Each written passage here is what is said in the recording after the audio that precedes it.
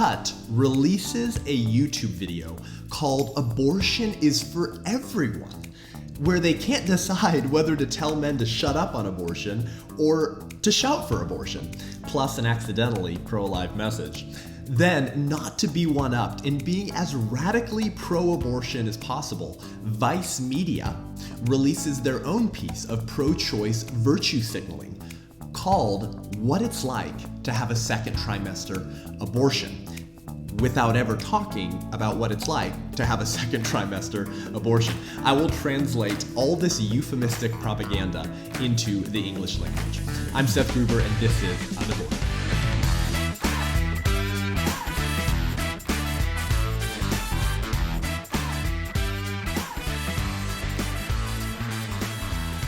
So you may not have heard of the media company Cut, but you may have remembered a video released by a YouTube channel called Hi-Ho Kids a few months back called Kids Meet Someone Who's Had an Abortion.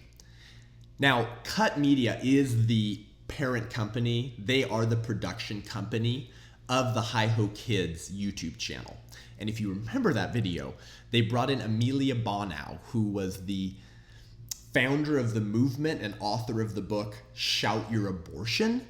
So obviously a very concerning individual to have on a YouTube channel with children, feeding them pro-choice propaganda. So that's who Cut is. They are a far left media company that creates videos to indoctrinate children and basically amuse those who are already members of the left. And so they released this video recently called Abortion is for Everyone.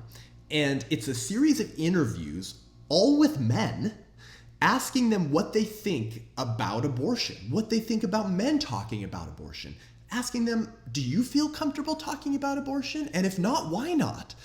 Now, I just want to point out how hilarious this is, right? Because we've been told by the left and by the pro-choice movement for quite some time, well before I was born, that if you don't have a uterus, if you're a man, you have to shut up on abortion.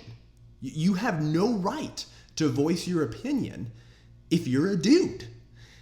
And so it's pretty hilarious that this video called Abortion is for Everyone, not just women, and then interviews solely men on what they think about abortion. This should tell you that when pro-choice individuals say that abortion is a woman's issue and if you're a guy you have to shut up, what they really mean is that pro-life men have to shut up. That's what they mean. This is about ideological conformity and not about gender. And we know that as well because abortion advocates don't like it when women are pro-life. So if you're a woman but you disagree with the abortion agenda, you should shut up. All men should shut up, except actually if you're a pro-choice man, we want you to speak up and shout your abortion. So this is really about concentrating the message to only be a pro-choice message, not necessarily about gender. So shut up or shout, what is it? You can't have it both ways. So we're gonna play you the first clip here, and we're gonna play a few because, again, this is a show where we wanna unpack culture, right? We wanna unpack ideas and examine the consequences that ideas have. And when media like this gets created with hundreds of thousands of hits, we should be concerned and we should examine it in the culture we live in. So here's the first clip with men giving their opinions on why men talk about abortion or why they don't, why they're comfortable with it or why they're not. So we're gonna go ahead and play the first clip. Does it make you feel uncomfortable at all to talk about abortion? Oh, for sure, yeah. Yeah, a little bit. Yeah, it almost feels like men shouldn't talk about it, like it's not their domain. Why do you think men have a harder time talking about this issue? Because we don't know, usually. We just don't know a damn thing about abortion. Honestly, I think most men don't care. The men who don't feel uncomfortable talking about this issue are trying to take away abortion access from women. I think that it makes it difficult for men to speak up. As somebody who feels like they want to be an advocate for women and women's rights, I want to be able to talk about it openly, but at the same time, I don't want to get in the way. Like, I don't want to pretend like I'm an expert on abortion and take up the space of someone who's actually having to make that decision for themselves. Do you think some men are afraid of saying like the wrong thing when talking about this topic? I'm terrified of saying the wrong thing. Are you kidding me? I feel that all the time. don't know if I'm saying the right thing. Like, am I saying the right thing? Am I saying too much? Am I not saying enough? Like, how should I be phrasing this? Like, my hope, at least, is that it gets easier, because this is super awkward. Wow, I mean, aren't those just the kind of guys you want your daughters to bring home? Isn't that just the kind of guys you want as a son-in-law? I mean, my goodness. Think about how far we have come from our ideas of masculinity, our ideas of leadership. Our culture, particularly our men, have really abandoned any and all ideas that would provide a foundation for being a good man. Once you abandon the idea of a God, particularly the Christian God, particularly a God who's actually involved, he's not just a deistic God who set the world spinning and then peaced out. Particularly if you abandon the idea of a Christian God who actually cares about the people he's created and is involved in the world, then you've also abandoned any idea of an objective moral law.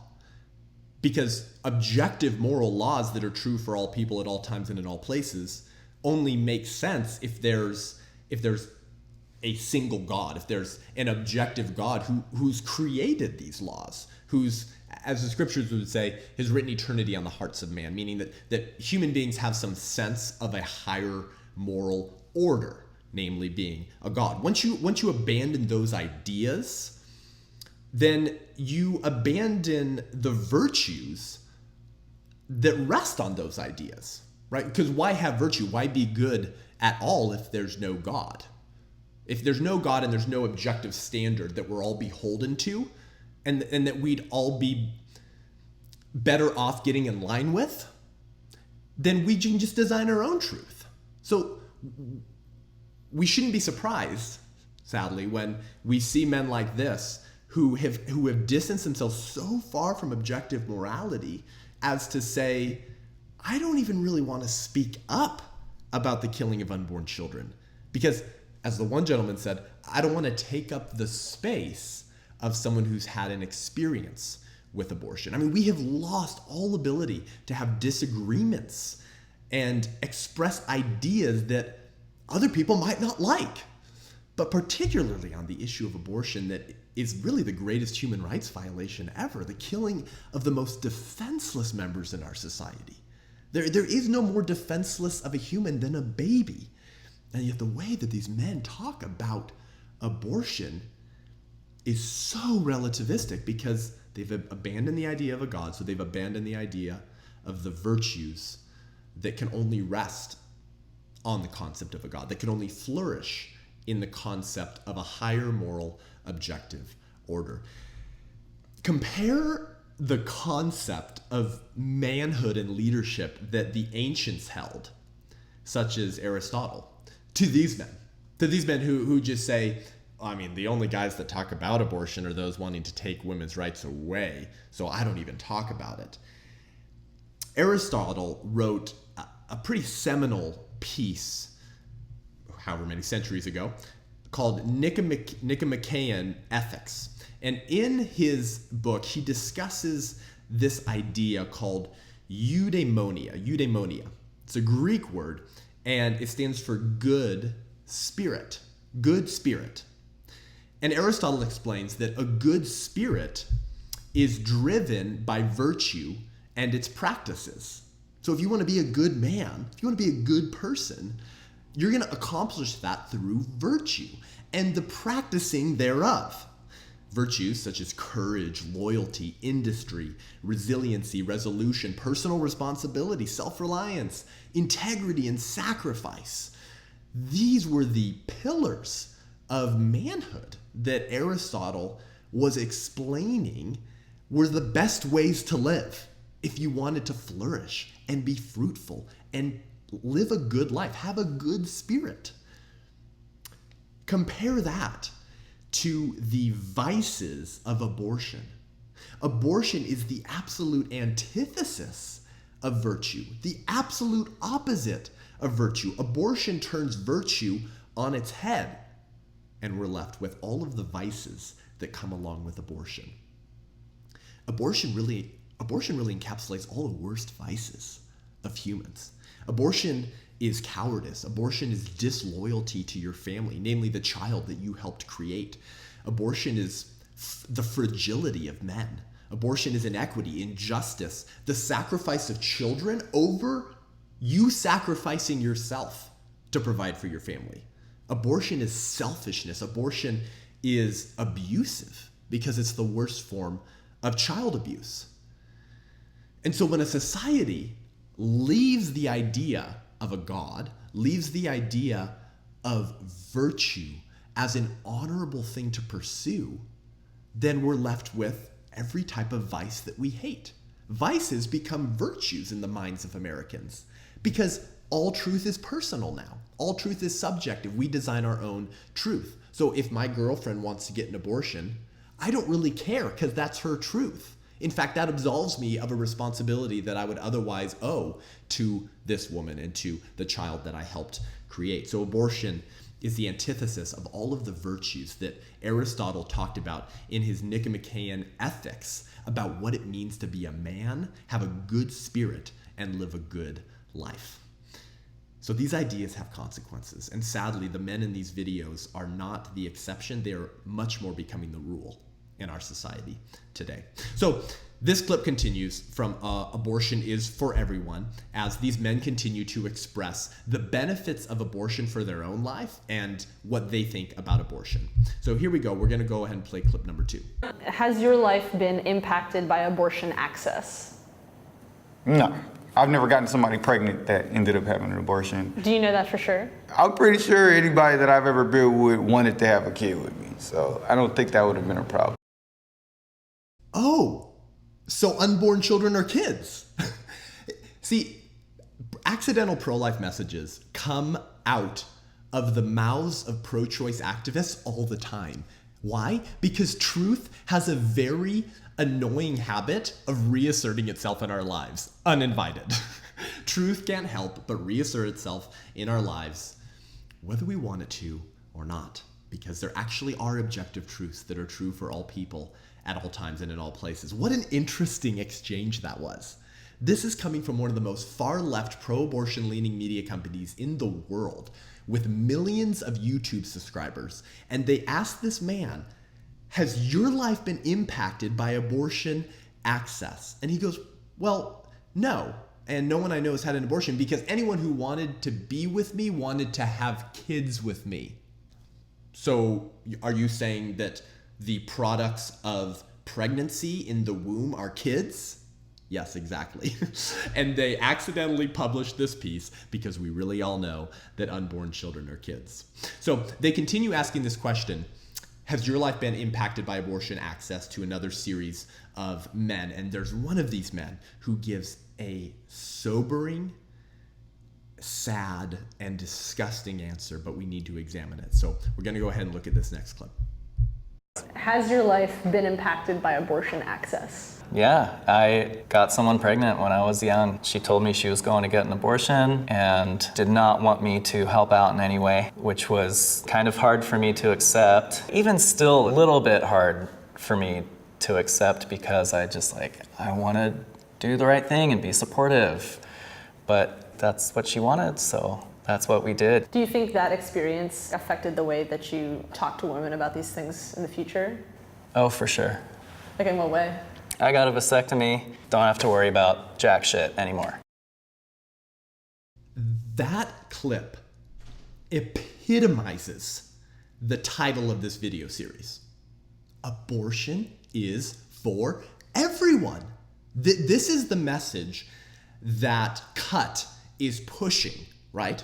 They're now trying to change the narrative. The narrative used to be abortion is women's rights. Abortion is a woman's issue, and so we ought to only be hearing from women. But now they're changing the narrative to say, no, abortion is for everyone.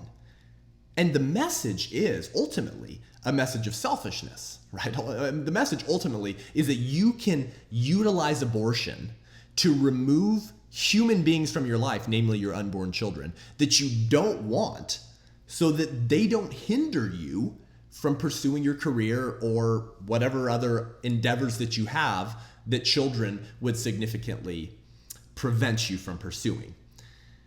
So this guy says, yeah, we had an abortion. I kind of felt uncomfortable about it. I wanted to do the right thing, but you know what? That's what she wanted, so that's what we did. This is men without chests. This is the castration of the masculine spirit that was supposed to be protectors and providers. You see that for just a second. He goes, I wanted to do the right thing. Oh, are you saying abortion is a debate of moral significance where there are right and wrong choices? Yes, that is what pro-life people have been saying for decades. But then he goes on to say, but that's what she wanted to do, so we went and did it.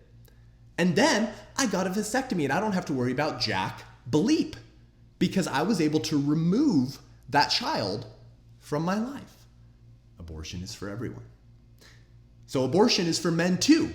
That's the message that's being communicated, so that men can continue treating women and the children they create as objects, remain morally pubescent boys, and have sex without responsibility.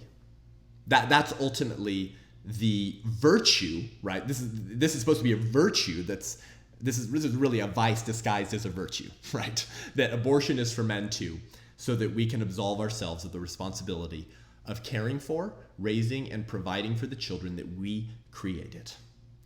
This is the pro-abortion message now. Abortion is for everyone.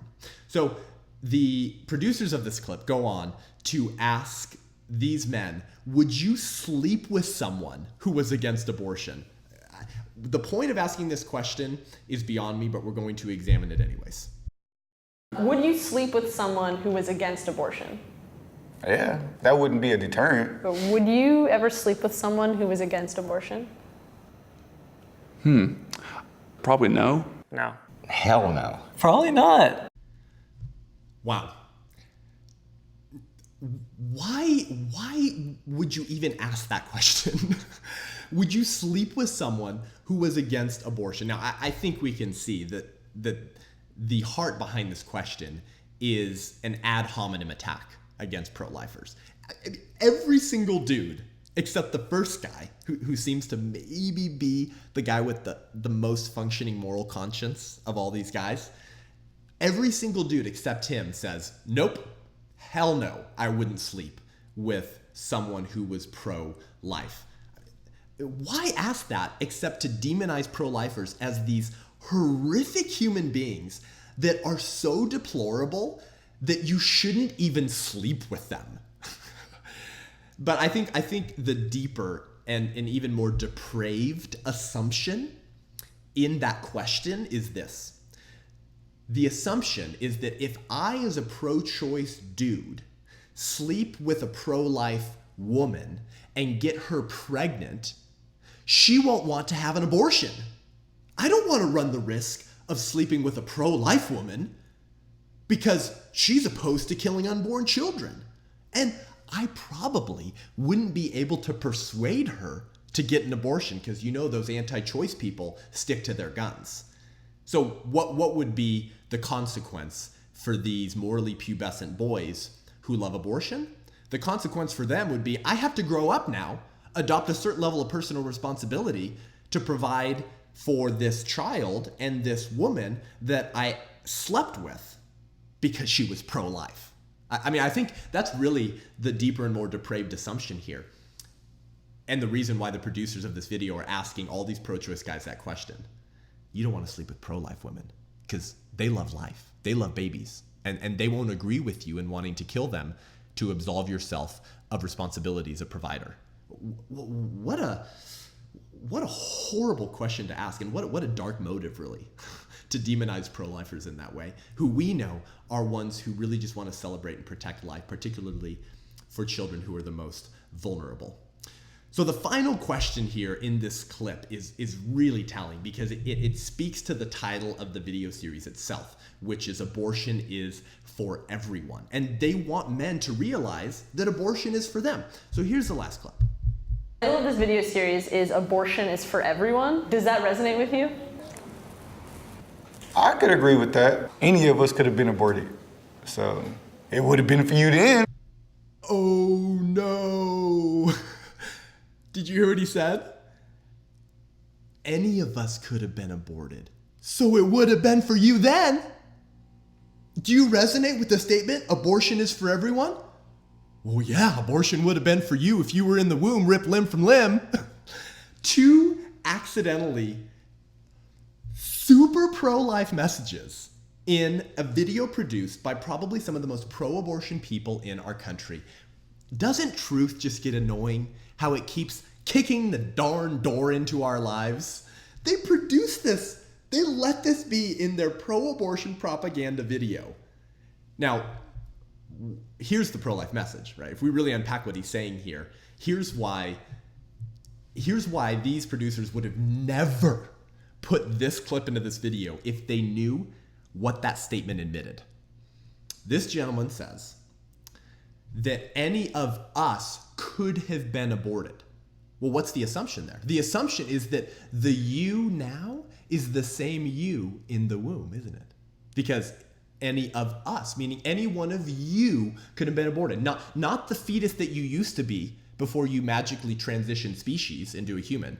No, the you that was in the womb could have been aborted. And then he says, abortion would have been for you then. Yes, because the you in the womb is the same you now. And there's been a continuum of human development of the same entity, the same person, from conception until now. That's the accidental pro-life message that gets communicated here. That we all really know that the picture that our mothers have of us on the fridge at the first ultrasound appointment at 8 weeks is the same kid that's off at college, the same kid walking down the aisle getting married, the same kid providing grandchildren to pro-abortion parents who celebrate those grandchildren because they want to be grandparents but would otherwise support killing them. We all really know, see, that it's the same person from the moment of conception. So in 1 minute, we're going to examine a video released by Vice Media called What It's Like to Have a Second Trimester Abortion, except you learn nothing about what it's like to have a second trimester abortion, except that abortion is a really good thing for mothers and babies, and we need to kill more babies. But first, if you like this show and you want to hear more great content and commentary from the front lines of the abortion wars, then head on over to patreon.com/unaborted and become a patron of the show. I know, you get asked by everyone for your money, but after 47 years of legalized abortion and over 60 million dead babies, life is winning again in America.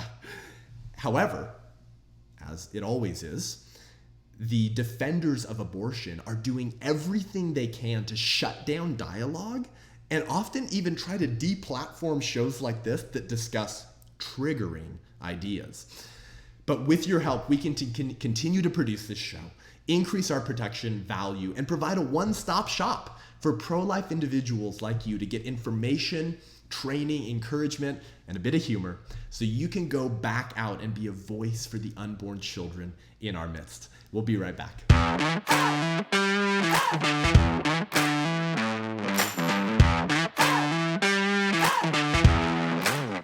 So, not to be one-upped in being as pro-abortion as possible, Vice Media releases their own piece of pro-choice virtue signaling in a video called What It's Like to Have a Second Trimester Abortion on July 10th. Now, this video was released really in large response to the pro-life bill in Georgia banning abortions after 6 weeks, at which point the unborn child has a detectable heartbeat.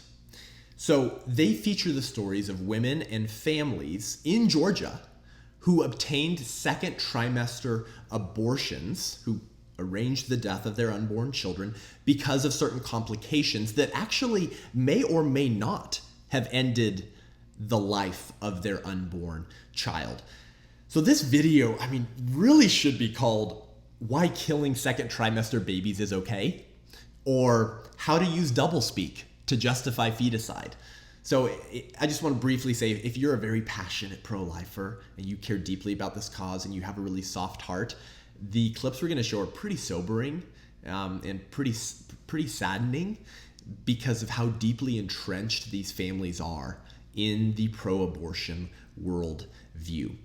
Now, these families mentioned some of the fetal diagnoses that their children got in the womb, and it was for this reason that they scheduled their abortion. Now, not all the parents mentioned what those diagnoses were, but some of them did, and some of them were trisomy 18, which is obviously a horrific, very saddening condition, hydrocephalus, where fluid fills certain cavities in the brain, some chromosomal problems, a failing heart in one instance, and then just sort of the general like, oh, your baby's not likely to live long after birth.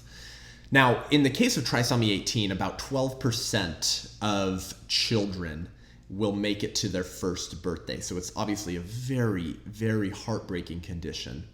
In the case of hydrocephalus, actually, that's really not a life-threatening, or it's not really leading to death. Usually you can deal with it, sometimes in utero or right at birth, by being able to basically move all of that fluid from the cavities in the brain, and the baby's body just absorbs it. And there are plenty of adults living with this condition who can still live fruitful lives. And then in the other circumstances, we don't really know what the condition was that led these parents to schedule their abortion. But certainly the ones that they bring up are not a death sentence. Some of them may be several years later, but some of them won't be. It's just going to make life really, really difficult. So sadly, this is actually a pure propaganda piece on why we need abortion through the second trimester, and really just to the day of birth, because that is the current pro-choice position on abortion. Okay, so we're gonna go ahead and play this first clip where, interestingly enough, these parents actually explain that they wanted to name the children for whom they were responsible for killing. So this is a pretty ghoulish clip, but we need to examine it. Her diagnosis was so severe, we knew that she wasn't going to survive no matter which route we went. And so I remember at night I was laying in bed and I just said, she deserves to have a name.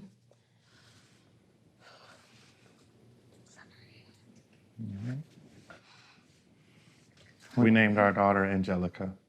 Her name was Lola. His name is Carson. We named our daughter Charlotte. Our first one that we terminated was named Stephen. The last one that we terminated was named Rachel. We were thrilled to know we were having a girl and decided on Naomi as the name. I still, think of her as my daughter. We did not pick a name, and I still think about it every day. So there's a lot to unpack here. There's this really disturbing and dark tension in that clip, isn't there? These parents are recognizing that they chose to kill their child. They're mourning the death of their children, as people with value, not as blobs of tissue, and then naming their children for whom they're responsible for killing, right? So, it's not like these were stillbirths or the baby died in the womb and so they had to remove it. These children had very painful and difficult deformities or diagnoses that would have made their life more difficult, but their parents are still responsible for their death. There's a ghoulish aspect, a very macabre aspect to naming the children that you kill. And the first couple, the wife says that she deserved to have a name. And we just scratch our heads sometimes, right, as pro-lifers, and we want to say, if your baby deserved to have a name, then your baby deserved to live. A right to life is significantly more important than a right to have a name. The reason we name anything is to ascribe some level of value. And that could be as silly as a guy naming his truck that he likes, or as slightly more morally important as families naming their dog because their dog has some type of value and is loved by the family. And then at the very highest levels, of course, we name human beings to acknowledge their existence and their intrinsic worth and dignity. Why? Because a right to life is significantly more important than a right to be named. We name people because they're valuable, because they have a right to life. So there's just this really dark and ghoulish irony to this clip. where the parents are acknowledging the value of their children, naming them as such, while admitting that they are the ones responsible for their child's death. Now, okay, you might say, well, Seth, I mean, the death of the baby was inevitable. Come on, these parents weren't using abortion as birth control. My goodness, tone down your language, right? The death of the baby was inevitable, and the parents were simply preventing future significant suffering.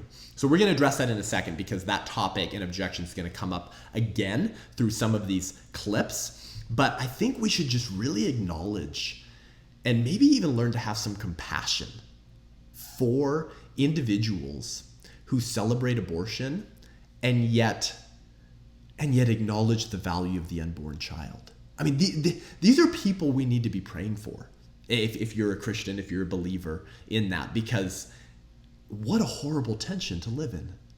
What a horrible tension to have to live in as a family, to know that you're responsible for the death of your child, but then believe that you were merciful in killing them to prevent future suffering. So this is the consequences of these types of ideas when we begin to treat human beings valuable only in virtue of their convenience. And we talked about this last week in the show, only in terms of your convenience and your instrumental good to me.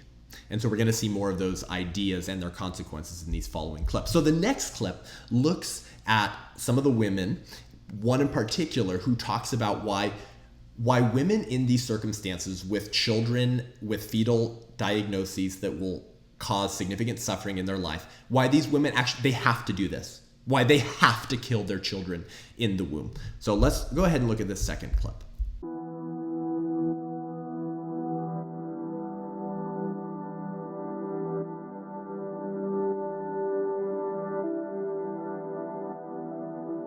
A lot of what's talked about is, women who have unwanted pregnancies. But there are so many women who have wanted pregnancies, desperately wanted pregnancies, that have to make really hard decisions. And this bill doesn't seem to recognize that at all, and neither do the conversation.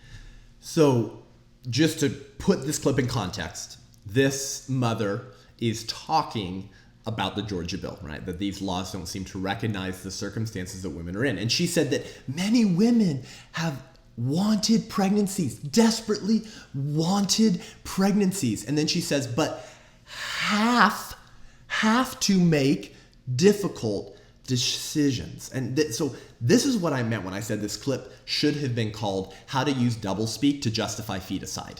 This entire video clip has nothing to do with what a second trimester abortion is actually like, physically for the mother, and obviously for the child who's ripped limb from limb. It just has to do with why we need to kill more babies in the second trimester, because if they have diagnoses that will make their life more uncomfortable, worse off, entail more suffering, then we need to kill them to spare them those difficult life circumstances. And so notice the type of language here. Many women have desperately wanted pregnancies. I don't know a single person who desperately wants a pregnancy. I know a lot of people who desperately want a baby. I know a lot of people who desperately want a son or a daughter. Nobody desperately wants a pregnancy.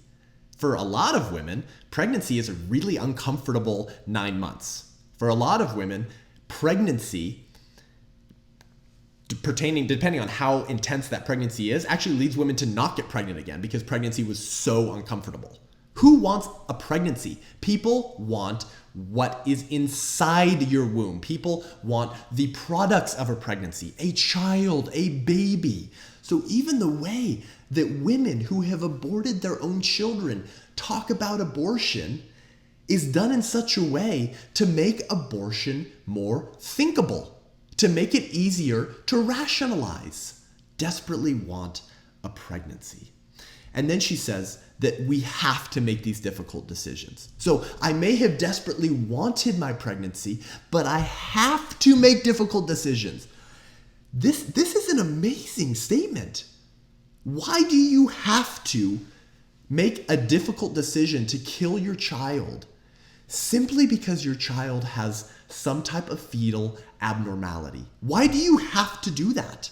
You don't have to do that. You can give life to your child and spend whatever hours, weeks, months, or years that you get with that child. That's not to discount the pain and horror that comes along with having a baby that you know you're not going to be able to spend very long with. It's to say that that child is equally valuable. You do not have to do that. Now again, look at all of the moral language that is used here. Look at how much moral weight there is to unpack in these, 11 words? A pregnancy, no, a baby. Have to, no, you don't have to. And that decision is difficult. Once again, why are these decisions difficult? Because abortion is a debate of moral significance. We have to clarify this over and over and over again, because people who celebrate abortion have pushed the message for decades now that it's a commonplace medical procedure that 1 in 4 women will have had and is often necessary, and it's something we need to protect if we care about women's rights. You cannot balance that message with this is a really difficult decision. And yet, even people who celebrate abortion, we hear them jump back and forth between this type of language all the time, which is really interesting. Even people like Cecile Richards or Leanna Wen, the new president of Planned Parenthood, we've even heard these types of women say difficult decisions. Leaders of pro-choice organizations say difficult decisions that women have to make for their families. Why are they difficult? Because we know deep down, somewhere in our heart, that even those who are pro-choice know that the unborn child has moral significance. And that's why these women who are justifying their second trimester abortion of their child with a fetal abnormality can't help but acknowledge the reality that abortion is a conversation of deeply moral significant nature. So why do these women believe that they have to abort children with complications? Well, they're going to tell us, and we're going to see a little bit of the worldview and justifications behind these women and in some cases, these couples, these families' decision to do that. So we're going to look at this same woman again as she unpacks some of the reasons to why she justifies her second trimester abortion of her daughter with a fetal abnormality. If I can make a choice where it's the best outcome for my child to not have to suffer, that's what I'm going to choose. And I will choose it every day, whether it's legal or not. That is such an amazing statement. And I don't mean amazing by good. That is an astounding statement.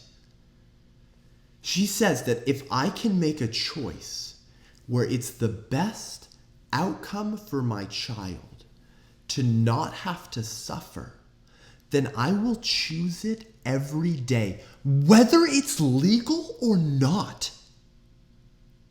This mother just said, essentially, that if she got pregnant again, and she found out that her child had a fetal abnormality again, and she still lives in Georgia where abortion is illegal after there's a detectable heartbeat at 6 weeks, she is going to kill that baby anyways, because it is merciful for her to kill that child. Because as she says, quote, the best outcome for my child to not have to suffer. This is an amazing statement. And this goes to show the moral decay of our society in how we view those who are less than in the eyes of society.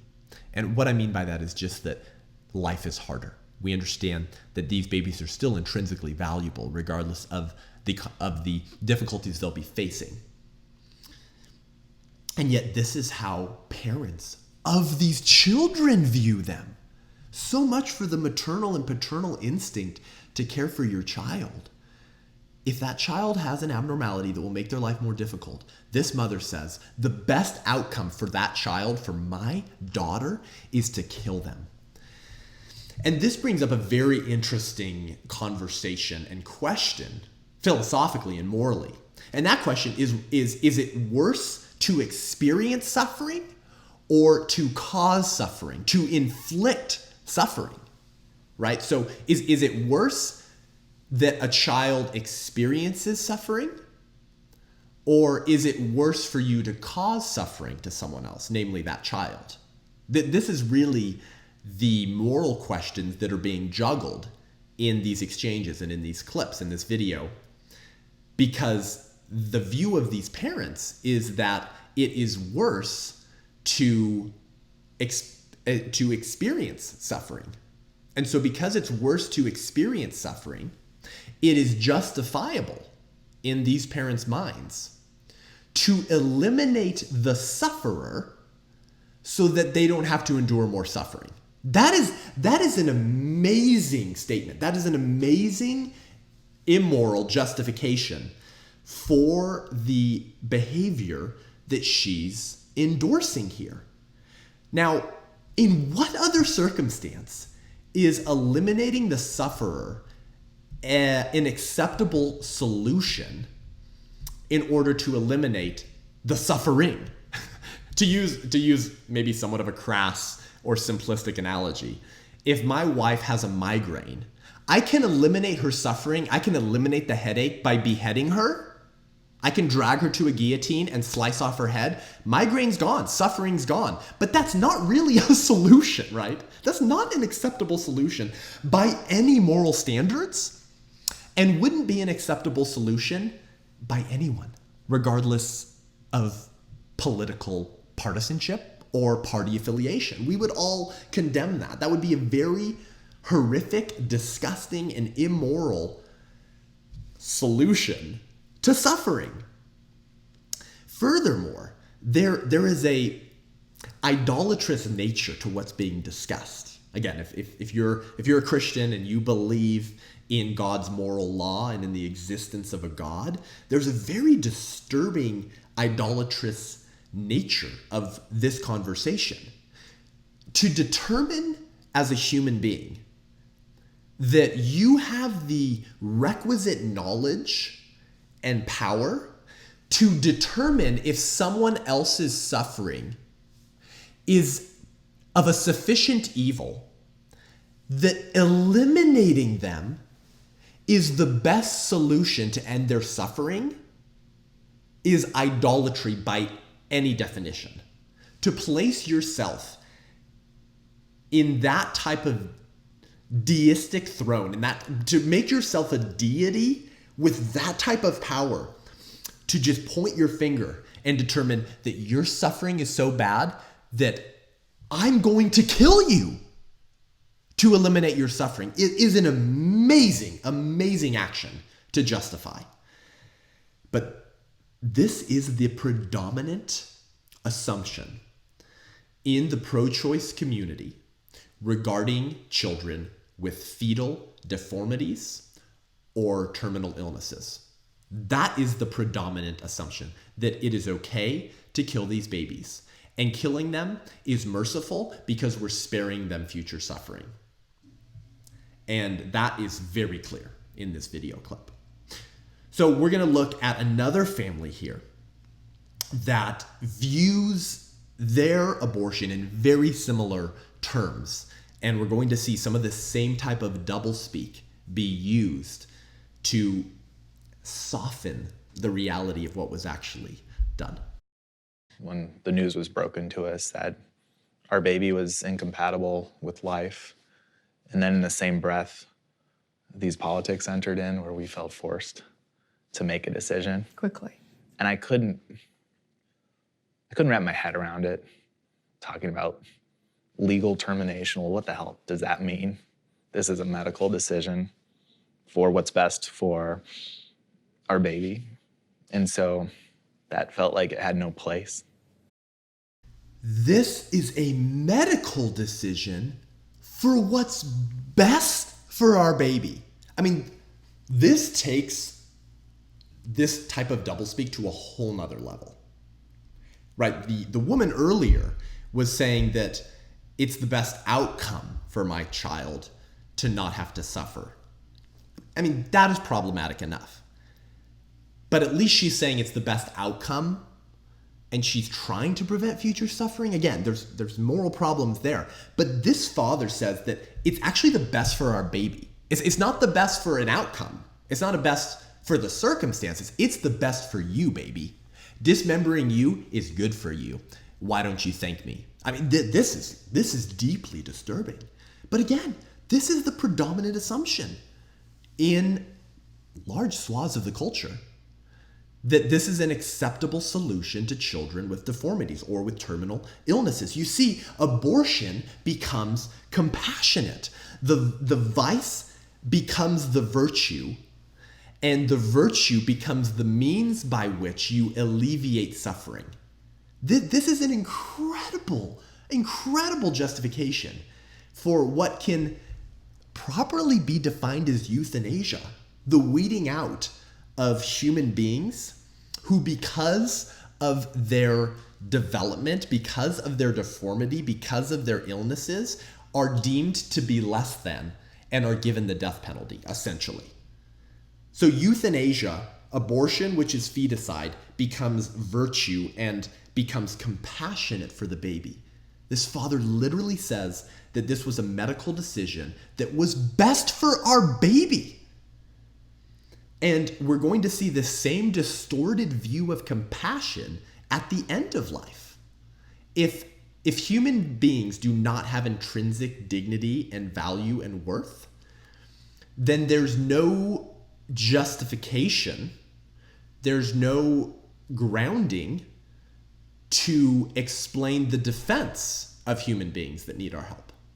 Because if not all human beings are equal in dignity and worth, then that means that there are some human beings that we can intentionally weed out if they don't meet the cultural expectation of value. Because if it's not intrinsic and objective, if that value is not intrinsic and objective, then it becomes up to the culture to determine who has value and who doesn't. And so the less than, those who are marginalized and need help, become the ones who get weeded out. Now, imagine a scenario in which a family treated their toddler like this. Imagine a scenario where a family got the news that their 3-year-old toddler contracted leukemia. And it is a terminal prognosis. So this toddler will likely not see 6 years old. And so Vice Media does an interview with a handful of families with 3-year-olds who have leukemia. And then the parents express their compassion and their love and their care for their toddlers. How did they express that compassion and care? Well, they killed their children. Their children are no longer here. Thank God for such compassionate parents. You see, they knew that these children weren't going to make it past 6 years old. And so rather than allow 3 years of suffering, they took their children to another country where euthanasia is legal, and they had those children's lives ended. But wow, aren't they compassionate?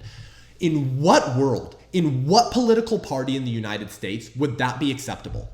These families would be put on the national stage and condemned as murderers by nearly everyone. Of course, unfortunately, the left has become so radical that euthanasia has become an acceptable solution. But right now, it's usually only acceptable for the elderly. Again, that makes no sense as to why it's acceptable there and not in the case of a 3-year-old. It probably will become acceptable in the case of a 3-year-old in a few years. But for now, most people in our country, regardless of radical left, radical right, conservative, moderate, Republican, would all condemn the scenario that I just laid out. Why? Why is that wrong? Because those toddlers and children have intrinsic dignity, value, and worth. And that dignity is objective. It's not based on how their parents view them. It's not based on how society views their value. It's an intrinsic dignity, worth, and value. That's why our founders said that we hold these truths to be self-evident, right? We all know this deep down because we would want our lives to be protected. It's self-evident. We know this deep down that all human beings have this type of moral worth and dignity.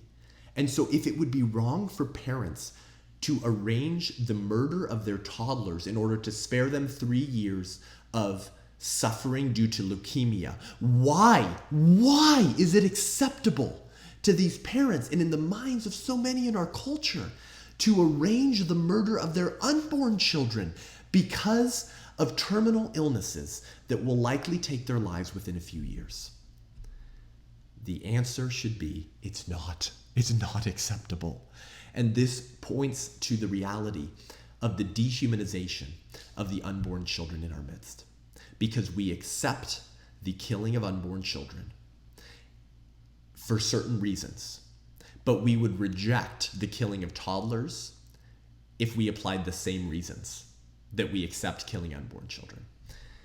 So that goes to show the tension that cannot be reconciled in the hearts and minds of these parents. The tension is that there's no meaningful difference between you, the embryo, and you, the adult, that makes it okay to kill you, the embryo, right? Because any differences between unborn humans and you and me are the same differences we find amongst ourselves, all born people. So there's no adequate justification to kill unborn children because all human beings differ according to the same ways that those in the pro-choice movement used to justify abortion. You can't say, well, the unborn child is smaller, it's dependent on the mother, it can't survive outside the womb. You can't use those as justifications for abortion because you can find born people who also fail to meet the criteria that you say is needed for human value. So this should be something that concerns all of us because it deals with the larger issue of basic human equality. And if we believe that all human beings have intrinsic dignity and worth, then that ought to be protected regardless of whether that human being happens to find themselves in the womb or outside the womb. If we would reject the euthanasia, the euthanizing of toddlers in order to spare them suffering of a disease, we should equally reject the euthanasia, the dismemberment of those same children in the womb simply because they have a terminal illness. These parents could have held these children and been their parents for as long as possible, but instead they intentionally arranged the death of their children. This is the culture of death. The final couple clips here I want to look at some other families, some other women, and they share some pretty tear-jerking stories. And I hope that this enables us to have a certain level of compassion for these families' real emotional and philosophical struggle to balance opposing ideas. Those opposing ideas being, I can kill my child to spare them suffering, but also I love my child and they have intrinsic dignity and worth. Those can't both be true. And you can sense them struggle with this. So we should have compassion for these people. We should pray for them. But we need to examine the damaging nature of the ideas they're espousing nonetheless. So here's our next clip where a mother again explains that she really wanted her baby, but that it was selfish of her to not kill her child. It would have been selfish for her to give her child life. This is the pro-choice nature of doublespeak that justifies abortion. I remember at one point feeling selfish because I wanted her.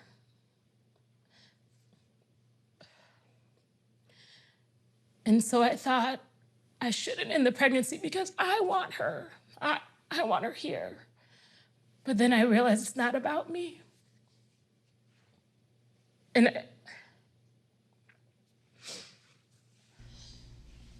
I need her. And I didn't want her to suffer.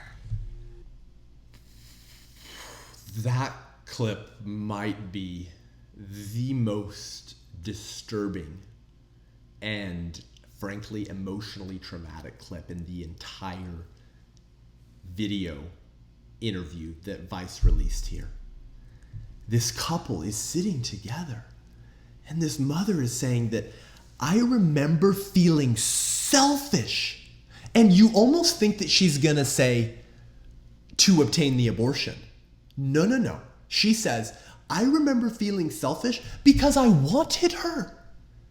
And so I thought I shouldn't end the pregnancy. I wanted her here, but then I realized it's not about me. And I didn't want her to suffer. So selfishness, defined by this family, is wanting to give your child life, love, and a chance to stay in your arms as long as possible. That's selfishness, according to this mother. So what's unselfish, right? If it's selfish to want your child, to give her a choice and to give her life for as long as she will live, then unselfishness is dismembering your child limb from limb during the second trimester simply because they're deformed or unable to live what you define as a normal life. That is unselfish. This is what I mean when I say that the pro-choice movement inverts reality, turns reality upside down, and disguises vices as virtues. And if we don't acknowledge this, we will not be able to have meaningful conversations with those that we disagree with, because they are functioning from an upside down reality that views good as evil and evil as good. But they actually believe it. It's not that they're trying to be evil. They actually believe that what they did was compassionate. This mother is crying. She wanted her. This is the same mother who said, I felt like my daughter deserved a name. And yet, selfishness and unselfishness just had their definitions exchanged. There's really only two routes that you can take here. If your child receives a fetal terminal diagnosis and you determine that you want to kill them, you can take two mental approaches in how you justify that. You can either take the route of selfishness, which makes it primarily about you by saying that I don't want a baby with problems, right? So you're actually trying to avoid parenting a child with disabilities. So that's the selfish approach.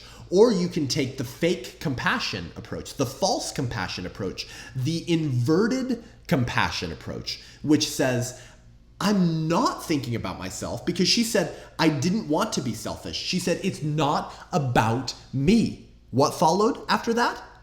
That I didn't want her to suffer. It's not about me. I didn't want her to suffer. Well, what did you do? Well, you killed her. So see, that's unselfishness. So the false compassion approach says that I'm going to kill my child because I don't want them to suffer, to spare them suffering. So either approach is ultimately selfish, but it's either a justification so that you can avoid inconvenient parenting, or it's an inverted compassion that believes that you're actually loving your child by ceasing their future suffering. So abortion is for everyone, but especially for babies, because this abortion is for my baby. It's for them, so they don't have to suffer. So I've eliminated the sufferer to eliminate the suffering. The final clip we're going to look at is a mother who literally describes abortion as the loss of a child, almost kind of like a miscarriage, and again, inverts reality to justify her decision. You're pregnant and you have a baby. You yearn to hold them, to feed them, to nurse them, to put them to sleep.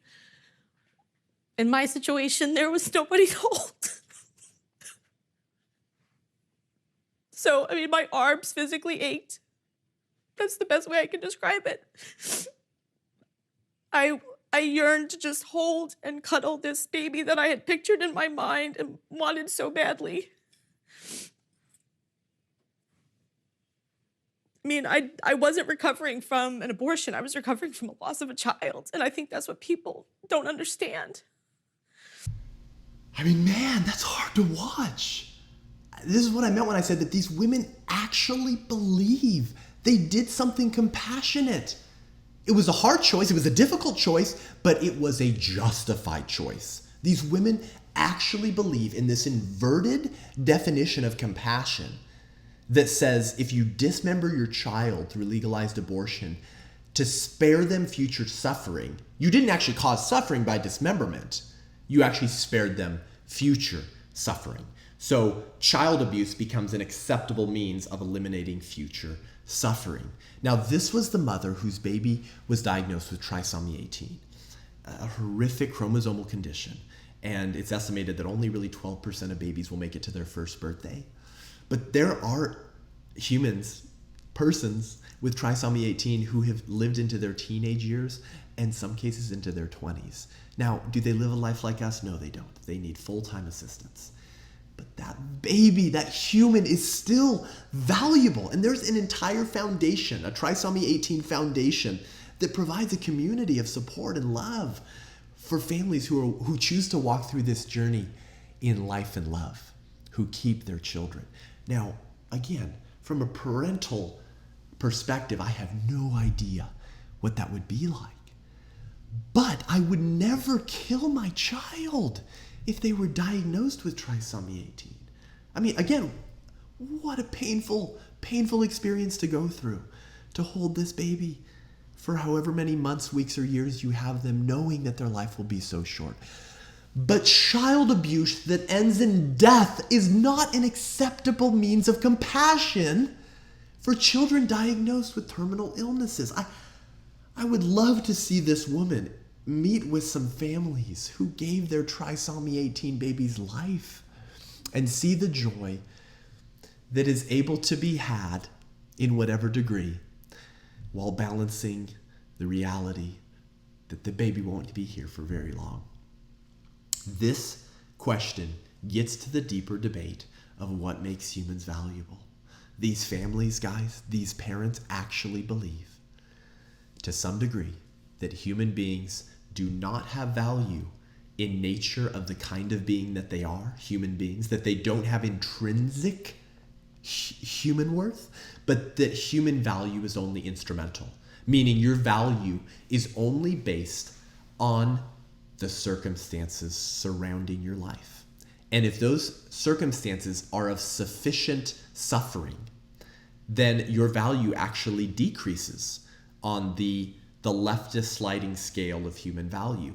And if it decreases to a sufficient degree, then we can justify dismembering you to spare you future suffering. The pro-choice answer to what makes humans valuable is, sadly, convenience. And trisomy 18 babies, chromosomal disorder babies, hydrocephalus babies are inconvenient, both for parents to parent and for apparently the child to endure that suffering. So abortion becomes compassionate. So see, abortion is for everyone, but especially for babies, because if we can abort you, we can save you future pain. This should concern us all, because we would not want to be treated with that type of view of human value. If you contracted some type of terminal illness, you would not want to be treated like that.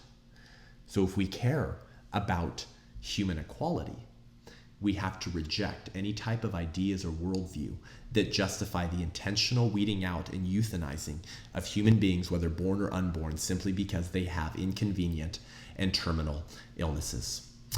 So thank you for joining me today. This was a heavy episode, but these are heavy ideas. And moral ideas always have consequences. It's just a term, it's just a question of whether those consequences are good or are bad. And I think we've shown you that these bad ideas have really bad consequences. So head on over to iTunes and YouTube and give this show a review and rating, because that helps us reach more people. We have about a few more weeks to hit that window of new and noteworthy on iTunes. So help us get there by reviewing the show and giving us 5 stars. If you want to learn more and engage with me online, head on over to SethGruber.com, SethGruB as in baby boy, ER.com for training videos, my speaking schedule, and to subscribe to my newsletter. Until next week, I'm Seth Gruber, and this is UnAborted.